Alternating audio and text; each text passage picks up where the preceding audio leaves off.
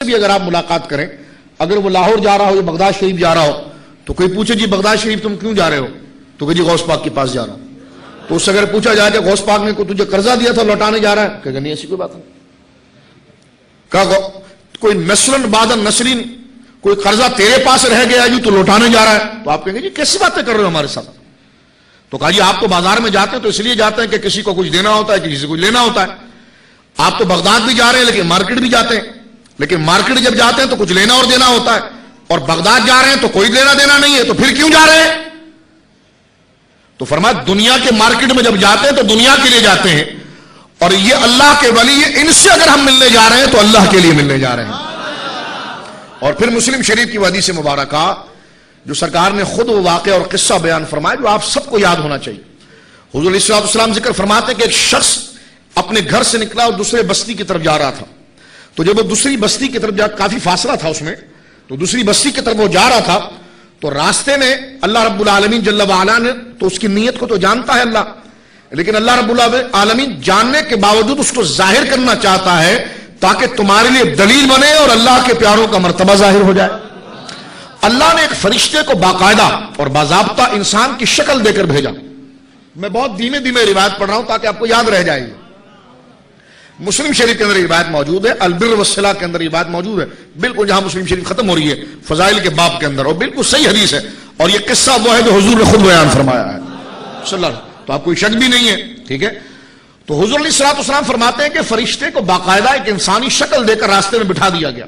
اب وہ راستے میں بیٹھ گیا.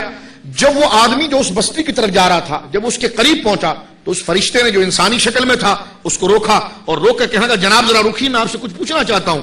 تو انہوں نے کہا جی جلدی بتائیے، میں نے آگے بڑھنا ہے. تو کہا آپ کہاں جا رہے ہیں، آپ کا سفر کہاں کا ہے؟ تو انہوں نے کہا کہ جی وہ سامنے بستی نظر آ رہی ہے آپ کو؟ کہا جی ہاں نظر آ رہی ہے. کہا میں ادھر جا رہا ہوں. تو کہا جی آپ جا رہے ہیں بستی کی طرف، تو کیوں جا رہے ہیں؟ تو فرمایا وہاں پر ایک میرا بھائی ہے، میں اس سے ملنے جا رہا ہوں. تو کہا ٹھیک ہے آپ ملنے جا رہے ہیں، تو اس نے کوئی آپ کو قرضہ دیا جو آپ لوٹانے جا رہے ہیں؟ کہا نہیں ایسا نہیں. کہا آپ کے پاس اس کی کوئی امانت پڑی جو آپ لوٹانے جا رہے ہیں؟ کہا ایسا بھی نہیں ہے. تو فرشتے نے پوچھا پھر جانے کا سبب کیا ہے؟ کہ جانے کا سبب یہ ہے کہ وہ اللہ سے پیار کرتا ہے اور میں اس سے پیار کرتا ہوں. اب یہ مسئلہ حدیث میں کلیئر ہو گیا. جب کلیئر ہو گئی بات تو اس کو مناظرہ نہیں بنانا چاہیے، اس کو فرقہ واریت نہیں بنانی چاہیے. ان نوجوانوں کے دماغ کو کیوں پراگندہ کرتے ہیں آپ، جو سارے مسائل مسلم ہیں. تو فرمایا آپ ادھر کیوں جا رہے ہیں؟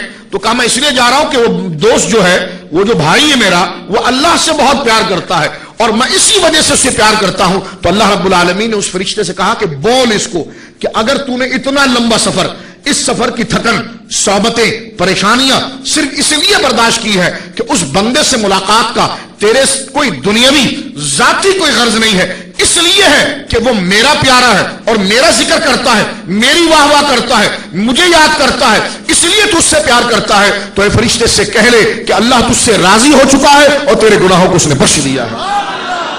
تو یہ پھر ضرور کہا جائے گا کہ جو سفر داتا علی حجویری کے مزار پر کرتا ہے ہر قدم پر اس کے گناہ معاف کر دیے جاتے ہیں.